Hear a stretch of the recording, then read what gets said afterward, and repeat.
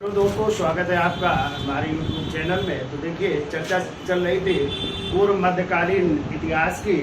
और पूर्व मध्यकालीन इतिहास में कल आप लोगों ने पढ़ा था मालवा का जो है परमार राजवंश। ठीक है, आज हम चर्चा करेंगे एक नए टॉपिक की, और वो है बुंदेलखंड या जेजाक भुक्ति का कौन सा वंश?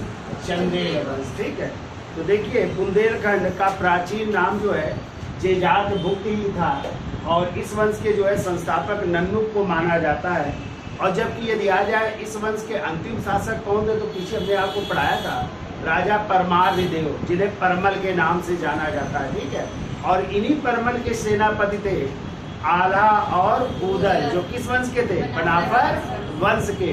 और इन्हीं के राज पर आक्रमण किया था किसने? पृथ्वीराज चौहान ने। और उन्हीं से युद्ध करते हुए आला और ऊदल जो है मारे गए थे। ठीक है, तो चर्चा कर लेते हैं कौन कौन शासक हुए, क्या क्या इनकी राजधानी थी। तो राजधानी क्या थी? खजुराहो राजधानी थी। तो चलिए, पहला पॉइंट लिखिए। देखिए, बुंदेलखंड का प्राचीन नाम बुंदेलखंड का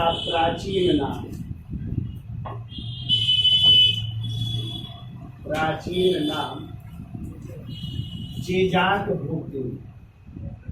ये नाम किसके नाम पर पड़ा, अभी हम चर्चा करेंगे। जेजाक भुक्ति या इसी का नाम जो है जुझौती भी मिलता है। ठीक है, जेजाक भुक्ति या जुझौती था। ठीक है, राजधानी लिख लीजिए।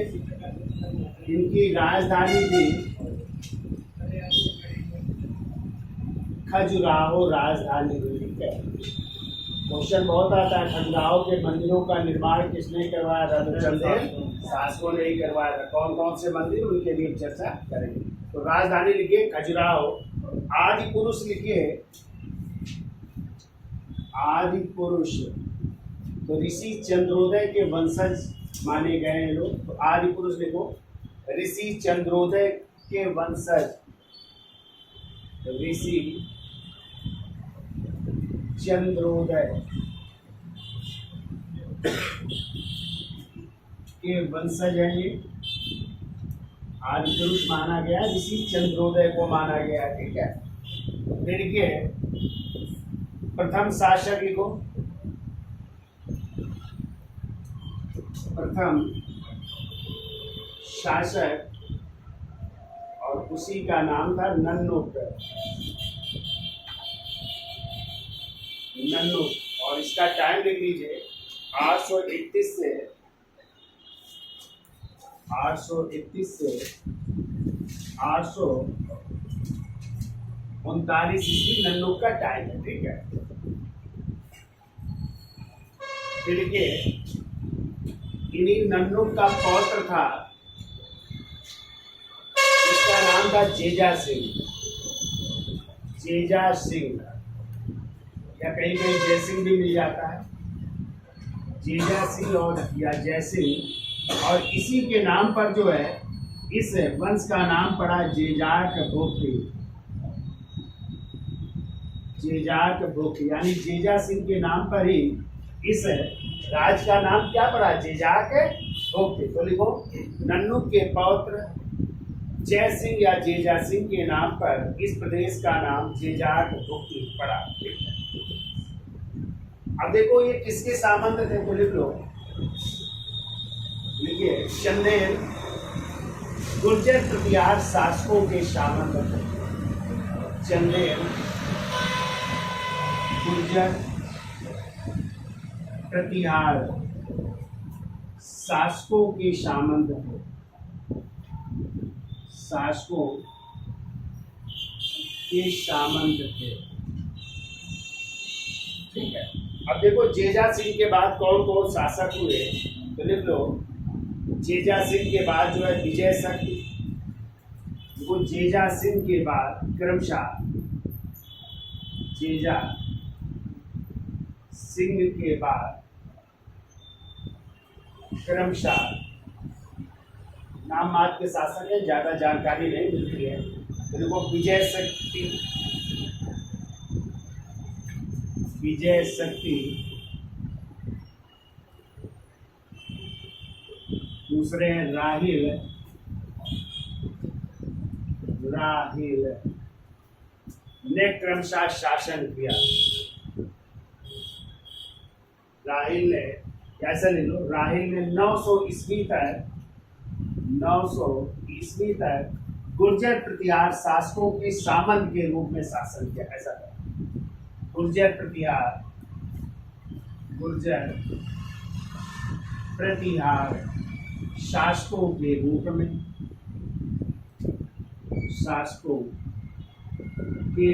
में शासन किया। यानी सामंत रहते गुर्जर प्रतिहारों के, उस रूप में शासन करते हैं। अब इस वंश का पहला जो शासक है, यशस्वी जो शासक है, उसका नाम लिखिए हर्षदेव। तो रीडिंग डाल लीजिए हर्षदेव। इसका स्क्रीनशॉट ले लो, फिर आगे चलते हैं। तो लिखिए राहिल का पुत्र, ये किसका बेटा है? राहिल का है। देखो राहिल का पुत्र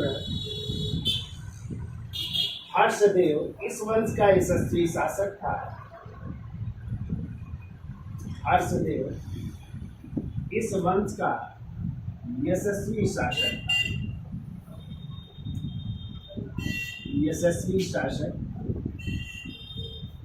देखिए अगला पॉइंट, खजुराहो अभिलेख में इसकी उपाधि मिलती है जो है परम भट्टारक की है। तो देखो खजुराहो लेख में, खजुराहो लेख में इसे परम भट्टारक कहा गया है। परम भट्टारक कहा गया है।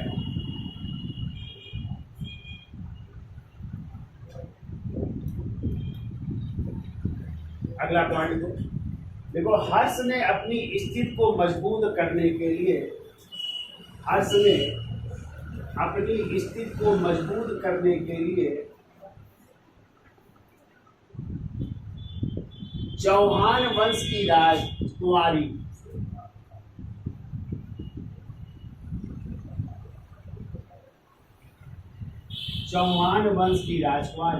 कंचना देवी, या इन्हीं को कहते हैं कंचुकी देवी, से विवाह किया। तो ये चौहान वंश की राजकुमारी थी, ठीक है। तो पत्नी का नाम लिख लो, कंचुका देवी या कंचना देवी, जो चौहान राजकुमारी थी, ठीक है, चौहान वंश की। क्या लिखा? हर्षदेव ने अपनी स्थिति को मजबूत करने के लिए चौहान वंश की राजकुमारी कंचना देवी या कंचुकी देवी से विवाह किया और अपनी पुत्री, देखो इनकी पुत्री है, और इनकी पुत्री का नाम है नागभट्टिका। अभी हम बोल देते हैं, देखिए नागभट्टिका, या इनका दूसरा नाम है नट्टा देवी भी कहते हैं, ठीक है, नट्टा देवी भी कहते हैं। और अपनी इस बेटी का जो है विवाह कर रहे हैं ये कलचुरी वंश के शासक,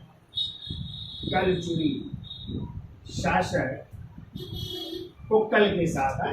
तो लोग कलचुरी शासक कुक्कल या राजकुमार थे, कुक्कल के साथ शादी की थी है, कुक्कल। तो चलिए हम पॉइंट बोल देते हैं। देखो देखिए अगला पॉइंट लिख लो, और अपनी पुत्री नागभट्टिका या नट्टा देवी का विवाह कलचुरी राजकुमार कुक्कल के साथ किया था। कलचुरी राजकुमार कुक्कल के साथ किया था, यानी बेटी का विवाह जो है कलचुरी राजकुमार थे, आगे चलकर के शासक बने वो, उनके साथ किया था। उनका नाम था कुक्कल के साथ किया था। अब जो है हर्षदेव की मृत्यु के बाद अगले शासक बनते हैं यशोवर्मा, या यशोवर्मन भी कहते हैं। तो रेटिंग डाल लीजिए यशोवर्मा, और इनका टाइम लिखिए 930 से 950 ईस्वी।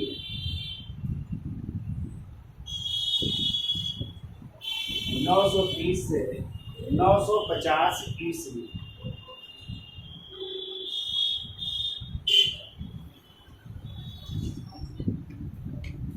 तो देखिए इनके पिता का नाम था हर्षदेव, यानी हर्षदेव का पुत्र था ये। पिता लिखिए हर्षदेव। अगला पॉइंट लिखो, देखो इसने सर्वप्रथम कन्नौज पर आक्रमण कर दिया। सर्वप्रथम कन्नौज पर आक्रमण करके, कन्नौज पर आक्रमण करके गुर्जर प्रतिहार वंश को समाप्त कर दिया। गुर्जर प्रतिहार वंश, इसने सर्वप्रथम कन्नौज पर आक्रमण करके गुर्जर प्रतिहार वंश का अंत कर दिया। गुर्जर प्रतिहार वंश का अंत कर दिया। और आगे के और गुर्जर प्रतिहार शासक देवपाल से प्राप्त, और गुर्जर प्रतिहार शासक, गुर्जर प्रतिहार शासक, उनका नाम था देवपाल। उनको गुर्जर प्रतिहार शासक देवपाल से प्राप्त बैकुंठ की मूर्ति को खजुराहो में प्राप्त, बैकुंठ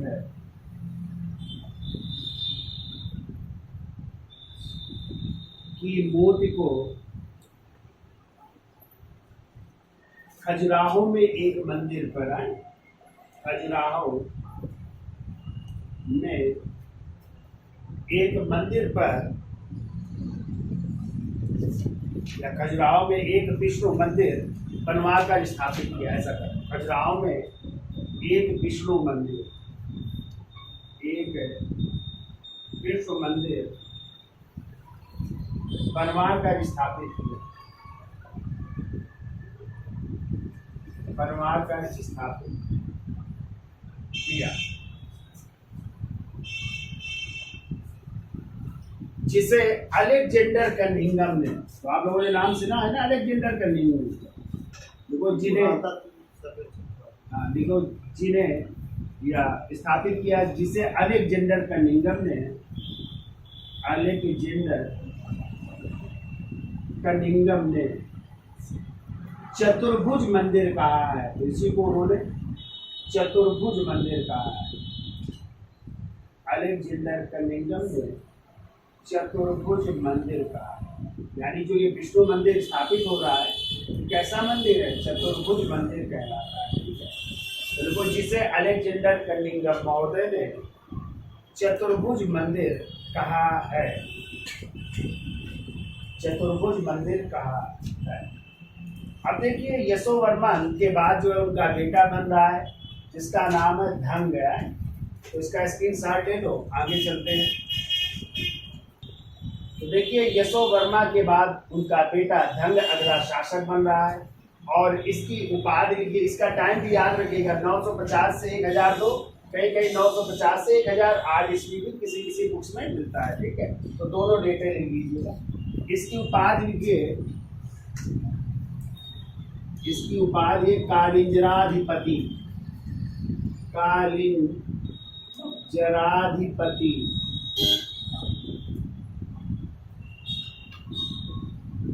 इसका मतलब होता है कालिंजर को जीतने वाला, या कालिंजर का किला जीतने वाला है।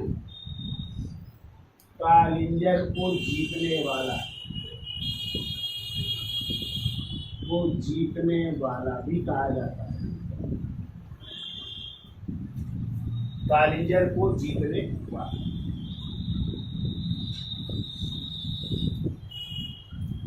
तो देखिए इसने अपनी राजधानी बदल दी। ठीक है, तो राजधानी पहले क्या थी? खजुराहो थी। तो लेकिन इसने खजुराहो के स्थान पर अपनी राजधानी, चूंकि उसने कालिंजर का किला जीत लिया, ठीक है, तो अपनी राजधानी किसको बनाया? कालिंजर। और कालिंजर का ही दूसरा नाम है महोबा। ठीक है, किला लोगों ने देखा है कालिंजर का किला है। हाँ, तो कालिंजर का किला या कालिंजर और या महोबा को अपनी क्या बनाया, राजधानी किसको बनाया, यानी खजुराहो के स्थान पर अपनी राजधानी किसे बनाया, कालिंजर महोबा। देखो देखो यशो वर्मा के बाद उसका पुत्र धंग राजा बना। यशो वर्मा के बाद उसका पुत्र धंग राजा बना और उसने अपनी राजधानी खजुराहो से स्थानांतरित कर कालिंजर या महोबा को बनाया। अपनी राजधानी खजुराहो से स्थानांतरित कर कालिंजर या महोबा को बनाया। ठीक है, अगला पॉइंट देखो धंग ने कौन कौन से मंदिर बनवा रहा है। ठीक है, तो धंग ने खजुराहो में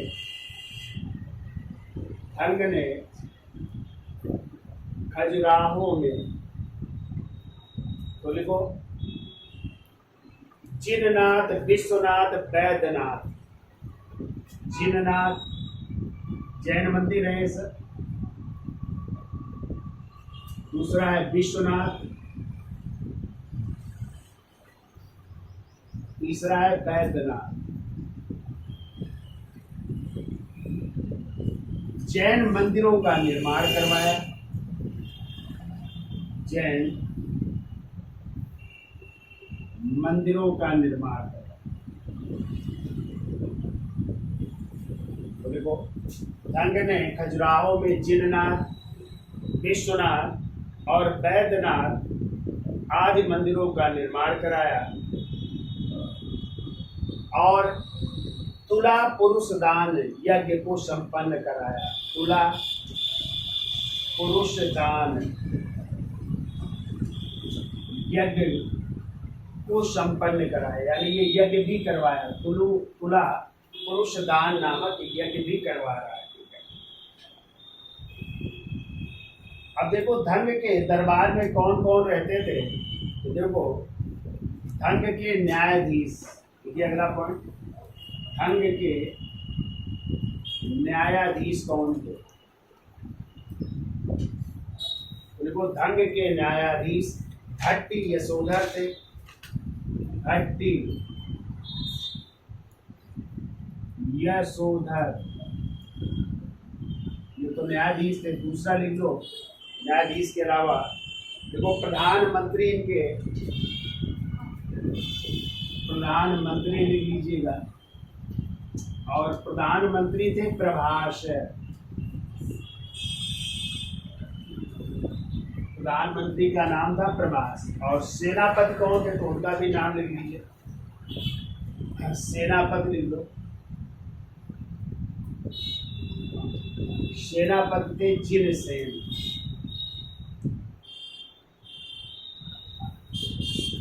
ये सेनापति थे। ठीक है, अगला पॉइंट लिखिए। देखो धंग के बारे में कहा जाता है कि ये 100 वर्ष तक जीवित रहा।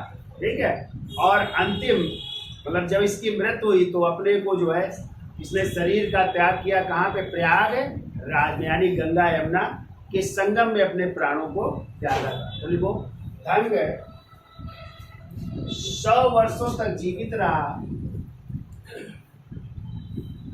100 वर्षों तक जीवित रहा और प्रयाग में गंगा यमुना संगम में अपना शरीर त्याग किया। और प्रयागराज में गंगा यमुना के संगम में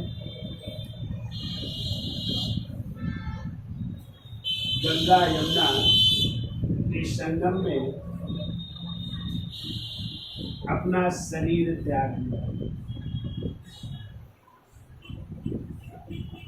अपना शरीर त्याग। तो ये तो है धंग की कहानी। अब धंग के बाद जो है उनका पुत्र बन रहा है जिसका नाम है गंड है। उसका स्क्रीनशॉट ले लो, आगे चलते। तो लिखिए अगला पॉइंट, इनके पिता का नाम क्या था, तो लिख लो धंग है। गंग का पुत्र था गंड। ठीक है, तो देखो इसने गुर्जर प्रतिहार शासक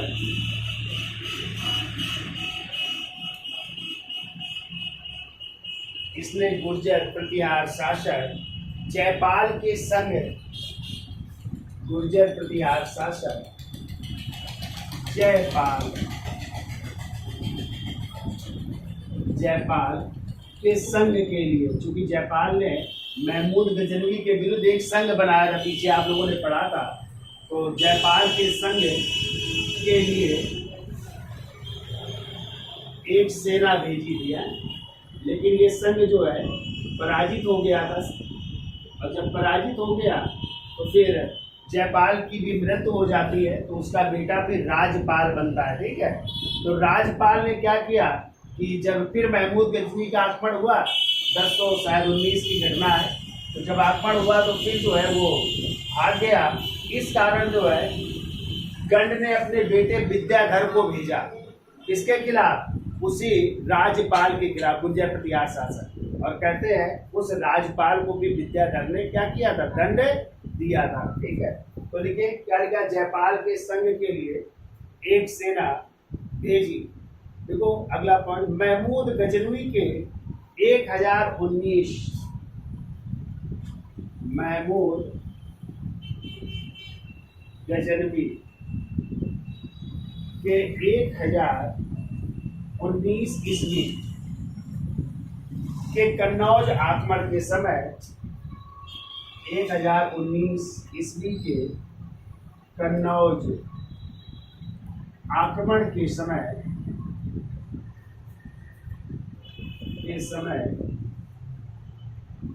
वहां का शासक राज्यपाल था, या कन्नौज का शासक कौन था? राज्यपाल था।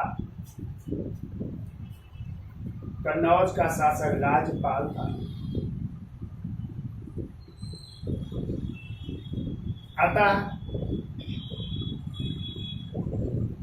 अतः गंड ने राज्यपाल को दंडित करने के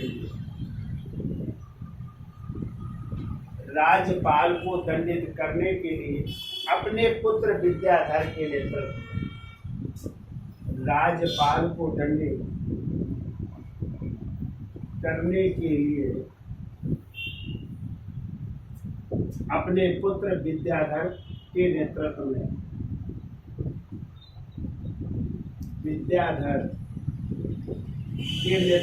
सेना भेजी।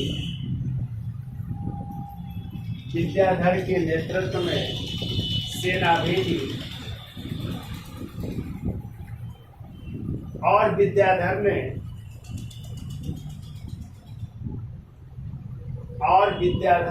राज्यपाल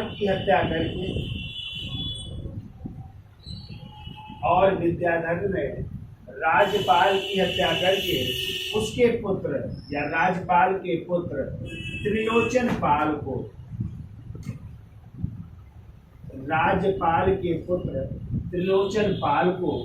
कन्नौज का शासक नियुक्त किया या कन्नौज का शासक बनाया।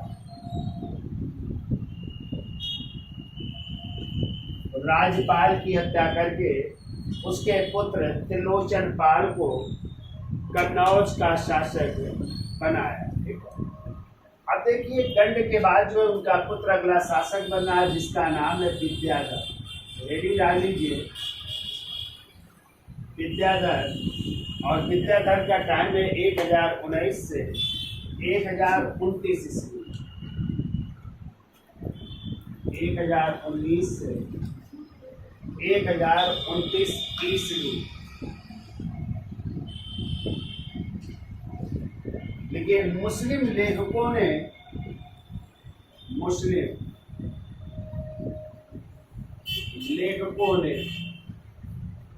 विद्याधर का नाम विदा या चंद्रकार कहा है। विद्याधर का नाम विदा या चंद्रकार कहा है। विदा या चंद्रकार कहा। अगला पॉइंट लिखो, देखो विद्याधर ने, पीछे आप लोग पढ़ करके आए हैं, देखो विद्याधर ने मालवा के परमार शासक, मालवा के परमार शासक और राजा भोज का नाम सुना है, पीछे पढ़ करके आए आप लोग। तो देखो मालवा के परमार शासक राजा भोज को पराजित किया, राजा भोज को पराजित किया एवं कलचुरी वंश के शासक, कलचुरी वंश के शासक गांगेय देव को भी, गांगेय देव को भी पराजित किया। तो चाहे दोनों को जोड़ लीजिए एक साथ। विद्याधर ने मालवा के परमार शासक राजा भोज एवं कलचुरी वंश के शासक गांगेय देव को पराजित किया,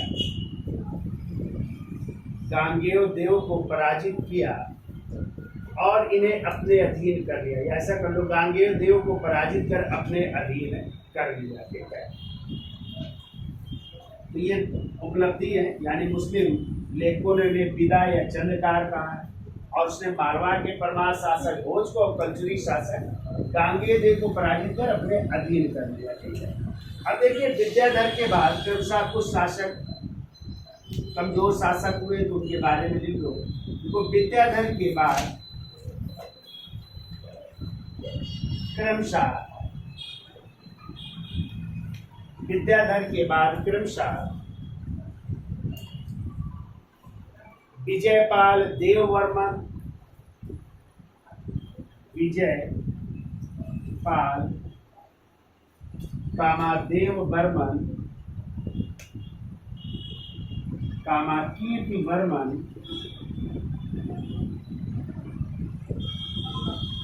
कीर्ति वर्मन और मदन वर्मा शासक हुए,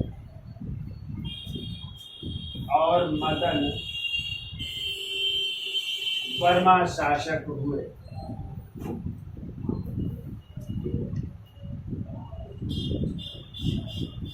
मदन वर्मा शासक।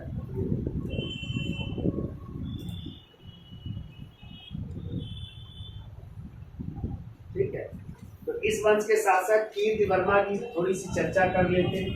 तो हेडिंग डाल लीजिए कीर्ति वर्मा है, इसके साथ देखो कीर्ति वर्मा, टाइम लिख लो 1060 से 1100 ईस्वी। देखो यह इस वंश का, या लिख लो यह चंदेल वंश का,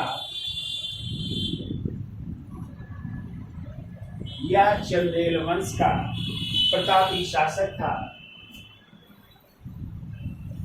प्रतापी शासक था। और एक पॉइंट जो इम्पोर्टेंट है, तो देखो इसके दरबार में प्रबोध चंद्रोदय के लेकर कृष्ण मिश्र निवास करते थे, बस ये याद रखो। देखो इसके दरबार में,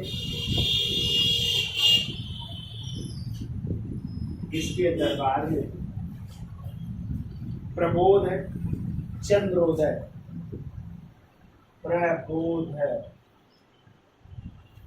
चंद्रोदय के लेकर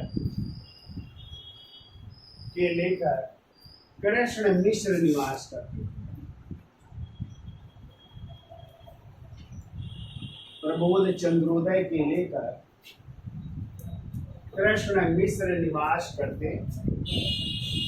और इस वंश के अंतिम शासक की चर्चा कर लेते हैं, जिसका नाम है परमार्थ देव, यानी वो राजा परमल कहते थे। रीडिंग डाल लीजिए, परमार्थ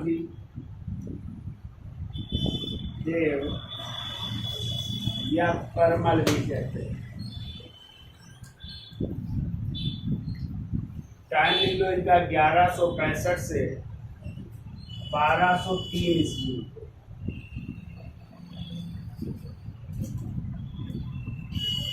1165 से 1203 ईस्वी। ये है राजा परमल, ठीक है। और इनकी उपाधि लिख लो,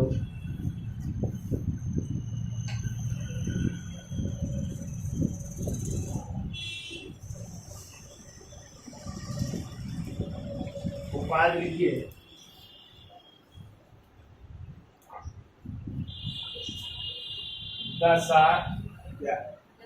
दशाधिपति है, दशाधिपति ये उपाधि है, ठीक है। दशाधिपति ये उपाधि है, ठीक है।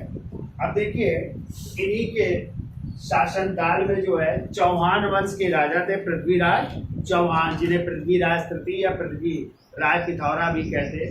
उन्होंने 1182 ईस्वी में राजधानी कालिंजर महोबा पर आक्रमण किया और इसी आक्रमण के दौरान राजा परमल के सेनापति थे जिनका नाम है आला और उदल। वो वीरता के साथ लड़े लेकिन वीर गति को प्राप्त हुए थे, ठीक है।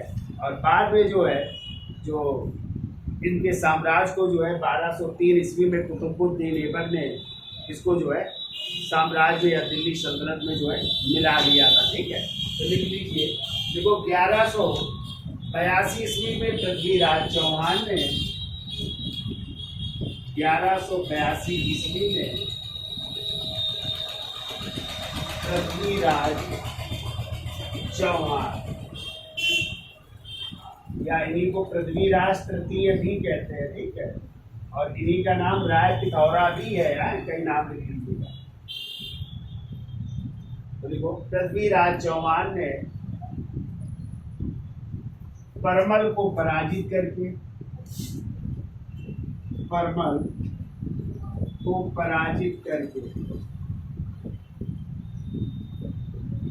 महोबा पर अधिकार कर लिया। महोबा पर अधिकार कर लिया। महोबा पर अधिकार कर दिया। देखो इस युद्ध में परमल के सेनापति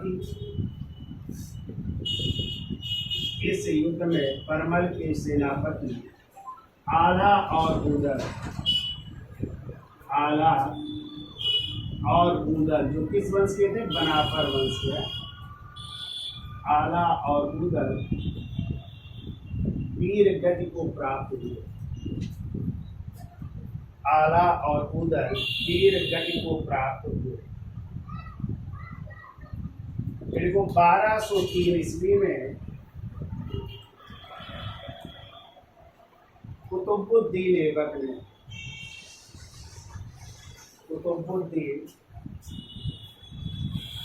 ने कालिंजर पर अधिकार कर दिया।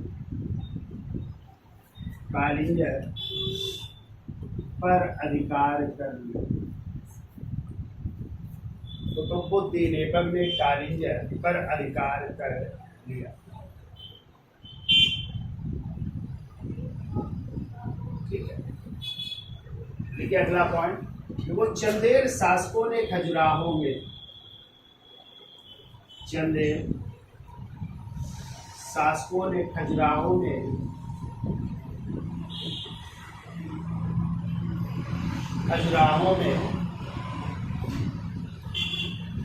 विष्णु, शिव एवं जैन मंदिरों का निर्माण करवाया। विष्णु, शिव एवं जैन मंदिरों का निर्माण करवाया।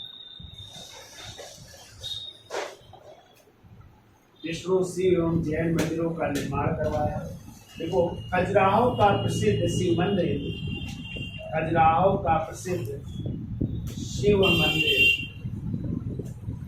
कंदरिया महादेव का मंदिर है। कंदरिया महादेव का मंदिर है। कभी आ जाए कंदरिया महादेव का मंदिर कहाँ पे है, तो खजुराहो में है, ठीक है। कंदरिया महादेव का मंदिर है। अगला पॉइंट को चंदेल शासकों ने अपने अभिलेखों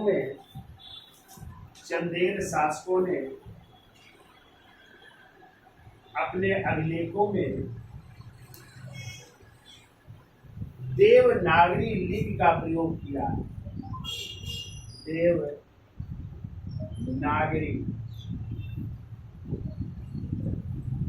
लिपि का प्रयोग किया है। देवनागरी लिपि का प्रयोग किया। तो ये कहानी थी जो है आपकी खजुराहो के चंदेल शासकों की या बुंदेलखंड के चंदेल शासकों की। ठीक है, अब अगला एक टॉपिक है, उसकी भी चर्चा कर लेते हैं, और वो है गुजरात का चालुक्य वंश या सोलंकी वंश। इसमें आप लोगों ने नाम सुना होगा, भीमदेव प्रथम, भीमदेव द्वितीय ना। और उसी भीमदेव प्रथम के समय किसका आगमन हुआ था? महमूद गजनवी का 1025 में हुआ था, जिसने जो है कहाँ के, सोमनाथ के मंदिर को लूटा था ना, और शिव की मूर्ति उसको नष्ट कर दिया था। ठीक है, और इसी भीमदेव प्रथम के सामंत थे विमल शाह, और उन्हीं विमल शाह ने जो है माउंट आबू में किसका, दिलवाड़ा का जैन मंदिर का निर्माण करवाया था। ठीक है, फिर आप लोगों ने पढ़ा होगा मूलराज द्वितीय, नाम पढ़ा है या भीम द्वितीय, और उन्हीं के समय मोहम्मद गोरी का आगमन हुआ था, और मोहम्मद गोरी को पहली बार पराजित करने का कार्य किया था किसने, भीम द्वितीय और उनकी माँ नायिका देवी ने। कब? 1178 ईस्वी में।